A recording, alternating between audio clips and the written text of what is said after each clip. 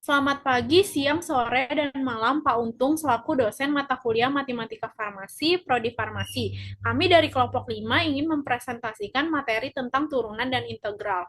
Saya akan memperkenalkan anggota kelompok kami. Yang pertama ada saya sendiri, Nazul Safa, teman saya Eva Mahesa, dan Audrey Bernadette.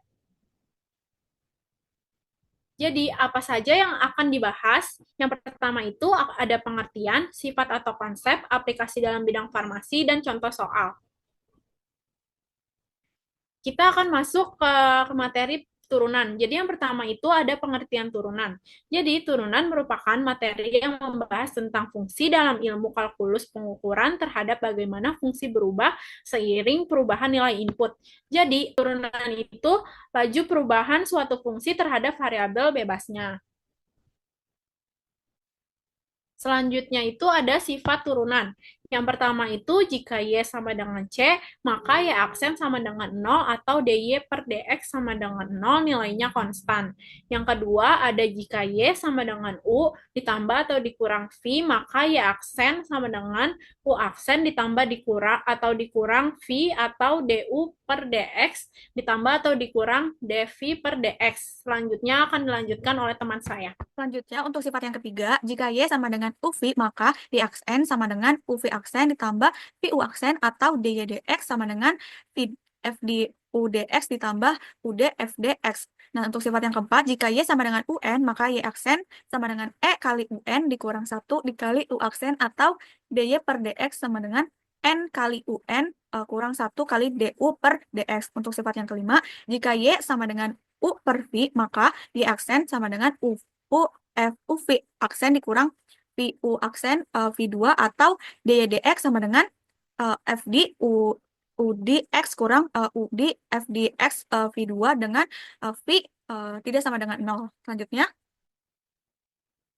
untuk aplikasi diferensi dalam farmasi itu laju perubahan konsentrasi obat, yang artinya eh, obat bekerja di dalam tubuh. Misalnya untuk menghitung laju perubahan konsentrasi obat dalam darah, diferensi juga membantu kita dalam mengoptimalkan dosis obat dan merancang formula obat yang lebih efektif. Nah, untuk contoh soalnya, sebuah obat diberikan kepada pasien dengan dosis awal 200 mg. Diketahui bahwa laju eliminasi obat mengikuti model eksponensial dengan konstanta laju eliminasi K sama dengan 0,1 jam pangkat min 1. Hitunglah konsentrasi obat dalam plasma setelah 5 jam dan laju perubahan konsentrasi obat pada waktu tertentu. Selanjutnya, kita akan membahas yang diketahui terlebih dahulu. Diketahui bahwa dosis awal obat atau C0 sama dengan 200 mg dan konstanta laju eliminasi atau K sama dengan 0,1 jam pangkat minus 1 dan waktu atau T diketahui 5 jam. Maka yang ditanya konsentrasi obat dalam plasma setelah 5 jam dan laju perubahan konsentrasi obat pada waktu tersebut. Nah, untuk yang pertama itu, konsentrasi obat pada waktu dapat dihitung menggunakan rumus peluruhan eksponensial. Nah, di sini ada rumusnya, C dalam kurung T sama dengan C0 dikali E pangkat minus K dikali T. Karena tadi T-nya sudah diketahui 5 jam, maka C dalam kurung 5 sama dengan C0-nya tadi 200 dikali E pangkat minus 1,5 dikali 5. Didapat nilai eksponensialnya atau E pangkat minus 0,5 itu di sekitar 0,6065. Maka C5-nya sama dengan 200 dikali 0,6065 sekitar 121,3 mg. Sehingga konsentrasi obat dalam plasma setelah 5 jam adalah sekitar 121,3 mg.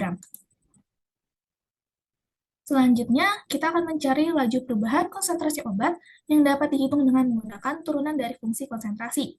Untuk rumusnya ada dCt per dt sama dengan minus K dikali Ct, sehingga kita substitusi nilainya, dC-nya, T-nya tadi 5 per dt sama dengan K-nya diketahui 0,1 sehingga sama dengan minus 0,1 dikali C5 sama dengan minus 0,1 dikali 121,3. Sehingga laju perubahan konsentrasi obat pada waktu tersebut didapatkan sekitar minus 12,13 mg per jam, yang menunjukkan bahwa konsentrasi obat menurun seiring berjalannya waktu. Selanjutnya, untuk pengertian integral. Integral ini adalah inverse atau kebalikan dari turunan atau derivatif. Artinya, jika kita memiliki sebuah fungsi dan mencari turunannya, dan kemudian kita mengintegralkan hasil turunan tersebut, kita akan kembali ke fungsi awal atau dengan kemungkinan menambahkan konstantanya. Next.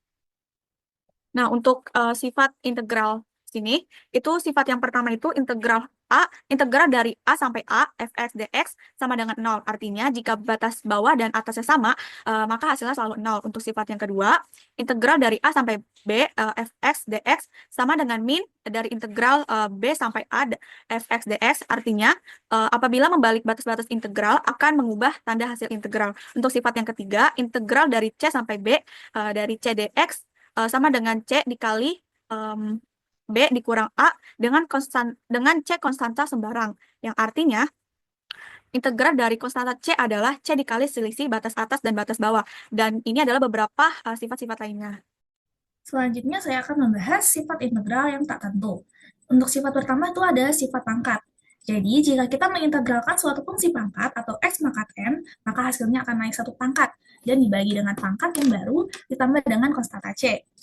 Atau integral x pangkat n ds sama dengan x pangkat n plus 1 per n plus 1 plus c. Untuk sifat kedua ada sifat penjumlahan dan pengurangan. Jadi, integral dari penjumlahan atau pengurangan dua fungsi sama dengan penjumlahan atau pengurangan integral masing-masing fungsi. Untuk sifat terakhir ada sifat konstanta.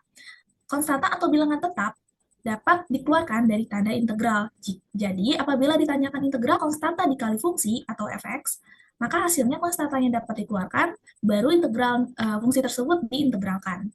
Selanjutnya terdapat aplikasi integral dalam farmasi. Nah, salah satunya itu dapat digunakan untuk menghitung luas area di bawah kurva atau AUC. Nah, integral ini digunakan untuk menghitung AUC yang merupakan parameter penting dalam farmakokinetik yang memberikan informasi tentang total paparan tubuh terhadap obat. Berikut merupakan salah satu contoh soal dari aplikasi integral dalam farmasi. Sebuah obat diberikan kepada pasien dengan konsentrasi obat dalam plasma yang dinyatakan oleh fungsi CT sama dengan 50 dikali E pangkat minus 0,1 T, di mana CT adalah konsentrasi obat dalam miligram per liter pada waktu T dalam jam. Hitunglah luas area di bawah kurva atau AUC dari waktu T sama dengan 0 hingga T sama dengan 10 jam. Jadi, selanjutnya saya akan membahas pembahasan soal. Yang pertama itu ada diketahuinya fungsi konsentrasi obat C dalam kurung T sama dengan 50 E pangkat min 0,1 T. Batas waktunya T sama dengan 0 hingga T sama dengan 10. Ditanyanya berapa AUC dari waktu T sama dengan 0 hingga T sama dengan 10. Jadi, di sini ada jawab, luas area di bawah kurva AUC dapat dihitung dengan menggunakan AUC sama dengan integral dari 0 sampai 10 C dalam kurung T dt. AUC sama dengan integral dari 0 sampai 10, 50E pangkat minus 0,1 T dt.